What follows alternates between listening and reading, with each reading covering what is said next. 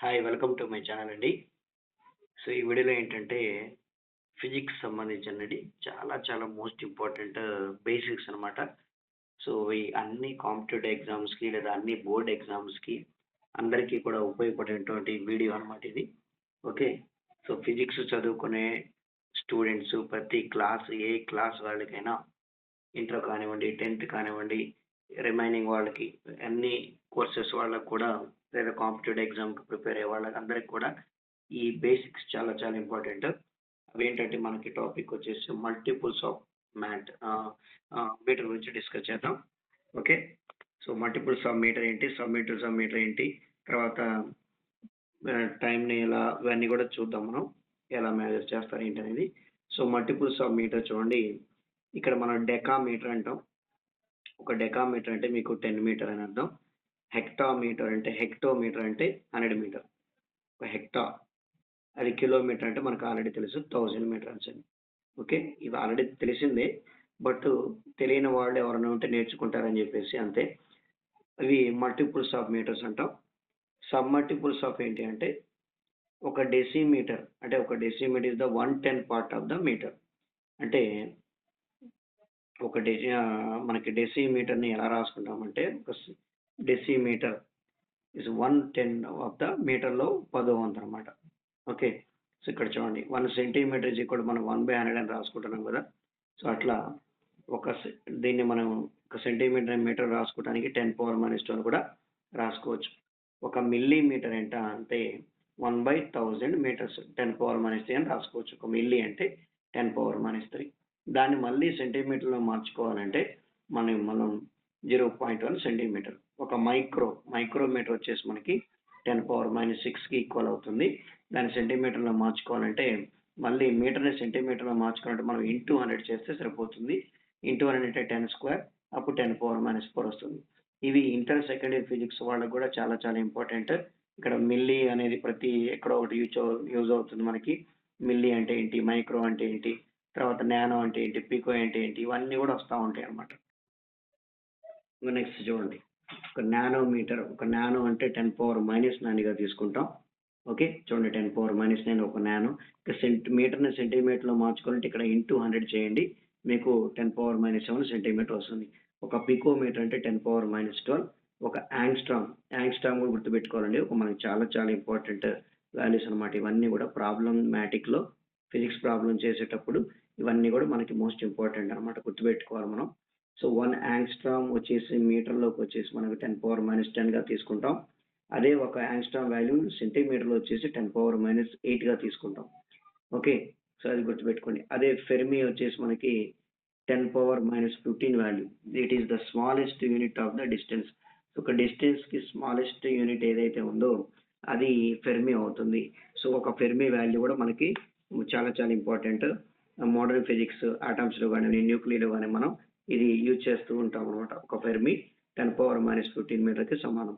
అలాగే practical units of length. So, లెంగ్త్‌కి సంబంధించిన యూనిట్స్ ఏమంటే ఉన్నాయో చూద్దాం. సో, లెంగ్త్‌కి సంబంధించి ఆస్ట్రానమికల్ యూనిట్ అంటాం. దాన్ని ఏయు అంటాం. ఇదేంటంటే so, earth from the sun. ఇక the distance of the earth from the sun. Okay. సన్‌కి, ఎర్త్‌కి మధ్యలో ఉన్నటువంటి డిస్టెన్స్ మనకి ఇక్కడ మనం మెజర్ చేయటాన్ని ఒక ఆస్ట్రానమికల్ యూనిట్‌గా డిఫైన్ చేసుకుంటాం. దాని యొక్క వాల్యూ కూడా మనం గుర్తుపెట్టుకోవాలి. దట్ ఈస్ 1.496 ఇంటూ 10⁻11 అని. అలాగే లైట్ ఇయర్. ఓకేనా.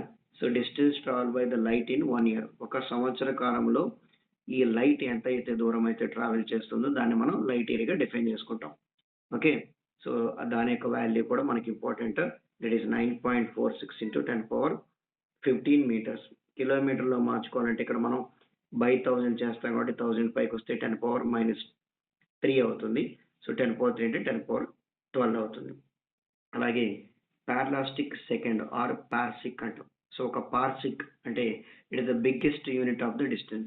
స్మాలెస్ట్ యూనిట్ ఏమో మనం ఏమనుకున్నాం ఇందాక ఫెర్మి రాసాం. This the smallest unit of the distance fermi. Biggest unit of distance ఏంటంటే పార్సిక్. సో, ఒక పార్సిక్ వాల్యూ వచ్చేసి 3.26 లైట్ ఇయర్. ఎల్‌వై అంటే లైట్ ఇయర్ అన్నమాట. Okay. So, 1 parsec is 3.26 of the light year. అది గుర్తుపెట్టుకోండి. అలాగే మల్టిపుల్స్ ఆఫ్ కిలోగ్రామ్. కిలోగ్రామ్ అంటే మనం ఆల్రెడీ తెలుసు మనకి 1 క్వింటా. ఒక క్వింటా అంటే మనం 100 గ్రామ్స్ జనరల్‌గా యూజ్ చేస్తా ఉంటాం.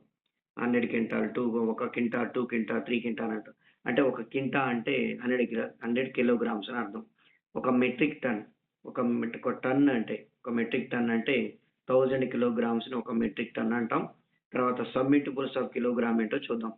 ఒక హెక్టోగ్రామ్ అంటే 100 గ్రాములని ఒక హెక్టోగ్రామ్ అంటాం. ఓకే. డెకాగ్రామ్ అంటే 10 గ్రాములు. డెకా అంటే 10, హెక్టో అంటే 100 గ్రాములు. గ్రామ్ అని ఒక గ్రామ్ అంటే గ్రామ్‌ని కిలోగ్రాములకు మార్చాలి అంటే మనం ఇచ్చినటువంటి వాల్యూని 1000 చేయాలి. బై 1000 చేస్తే సరిపోతుంది. సో, ఒక గ్రామ్ అంటే 10⁻³ కిలోగ్రామ్. మిల్లీగ్రామ్ అంటే 10⁻⁶ గ్రామ్ అనమాట. Kilogram sorry. మిల్లీగ్రామ్‌ని కిలోగ్రామ్‌లో మార్చుకోవాలంటే ఒక మిల్లీ 10⁻³ అండి. గ్రామ్‌ని కిలోగ్రామ్‌లో మార్చుకుంటే ఇక్కడ 10⁻³ సో, 10⁻³ 10⁻³ 10⁻6 వస్తుంది. ఒక మైక్రో అంటే 10⁻6 మళ్ళీ గ్రామ్‌ని కిలోగ్రామ్‌లో మార్చుకుంటే 10⁻³ కాబట్టి 2 కలిపితే 10⁻9 వస్తుంది. ఓకే. అలాగే atomic mass unit. So, atomic mass unit equal to 1 AMU. 1 AMU value is very important. That is 1.66 into 10⁻27 kilogram అన్నమాట.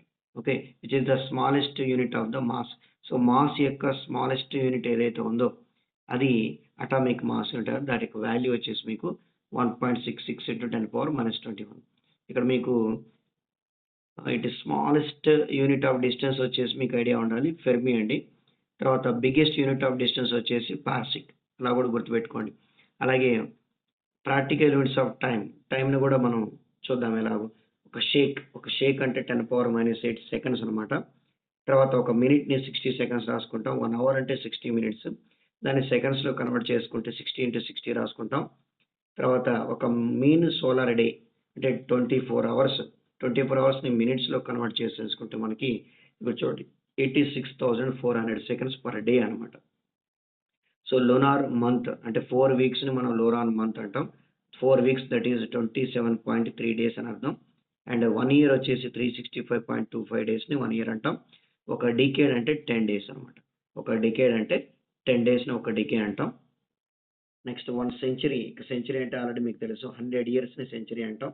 ఒక మిలీనియం అంటే 100 ఇయర్స్. ఓకే. 100 ఇయర్స్‌ని మిలీనియం అంటాం. ఒక సెంచరీ అంటే 10 అంటాం 100 ఇయర్స్‌ని. మరి ఒక సెకండ్‌ని ఒక డేలో ఎలాగా డిఫైన్ చేసుకుంటాం అంటే సో, 1/86,400 పార్ట్ ఆఫ్ డే. ఒక రోజులో ఒక డేలో 86,400 వంతుని ఒక సెకండ్‌గా డిఫైన్ చేసుకుంటాం. ఒక మినిట్ అంటే 1/1440 the part of the day. 1 hour అంటే సో, ఒక డేలో 24 అవర్స్. ఓకే. అది multiplication of factors of units కూడా చూసుకుందాం ఒకసారి. ఓకే. ఇక్కడ టేబుల్ క్లియర్‌గా ఉంది చూడండి. పవర్ ఆఫ్ 10 అంటాం. 10s ఎలా ఉన్నాయి? ప్రిఫిక్స్ ఎట్లా ఉంటది? సింబల్స్ ఏంటి? Power of 10 prefix symbol. So, 10⁻⁹ మనం డెసి అంటాం. 10⁻⁻9 సెంటి, 10⁻³ మిల్లీ, 10⁻⁻6 మైక్రో, 10⁻⁻9 నానో అంటాం. 10⁻⁻2 పికో అంటాం.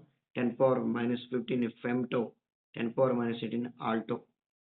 ఓకే. ఓన్లీ ఇది ప్రిఫిక్స్ మైనస్‌లో ఉందండి. పవర్ ఆఫ్ 10 ఇక్కడ ఓన్లీ పాజిటివ్ నెంబర్స్ ఉన్నప్పుడు డెకా అంటాం. ఇక్కడ -1 ఉంటే డెసి అంటాం. ఇక్కడ 10⁻1 అంటే డెకా అంటాం. 10 మైనస్ పవర్ 2 ఉంటే సెంటి. ఇక్కడేమో హెక్టా అంటాం. ఇక్కడ మిల్లీ ఇది కిలో. ఇక్కడ మైక్రో, ఇక్కడ మెగా. ఒక మెగా అంటే 10⁻6 అండి. చూడండి ఒక్క మైనసే తేడా ఉంటుంది. మైనస్ ఉంటేనేమో మైక్రో అంటాం. ఓన్లీ 10⁻6 ఉంటేమో మెగా అంటాం. 10⁻⁻9 నానో, 10⁻9 గిగా. మన గిగాబైట్ అట్లా ఉంటాం కదా! సో, 10⁻9 టెట్రా అంటే 10⁻12 పెటా అంటే 10⁻15 ఎక్సా అంటే 10⁻18. సో, ఇదండి ఈరోజు మనకిటువంటి క్లాస్ అనమాట. అంటే మెజర్‌మెంట్స్ పార్ట్‌లో సో, మనకు లెంగ్త్‌కి సంబంధించినటువంటి ఏవైతే యూనిట్స్ ఉన్నాయి. అంటే కన్వర్జేషన్స్ ఏంటి? మల్టిపుల్స్ ఏంటి? సబ్ మల్టిపుల్స్ ఏంటి? కిలోగ్రాము, టైమ్‌కి సంబంధించి ఓకే. సెంటీమీటర్, డెకామీటర్ ఇవన్నీ ఎలా రాస్తున్నాం అనేది ఇది. ఓకే. ఒకసారి జస్ట్ అంటే ఆల్రెడీ మీకు తెలుసు. బట్ ఎవరైనా తెలియని వాళ్ళుంటే కొంచెం నేర్చుకుంటారని చెప్పేసి మనకి నేను ఈ వీడియో చేస్తున్నాను. This is the very important for మన ఫిజిక్స్ ప్రాబ్లమ్స్‌కైతే కొన్ని బేసిక్స్ తెలియాలి కాబట్టి సో, వాళ్ళ వరకు కొన్ని నేను ఈ వీడియో చేస్తున్నాను. ఓకే. Thank you.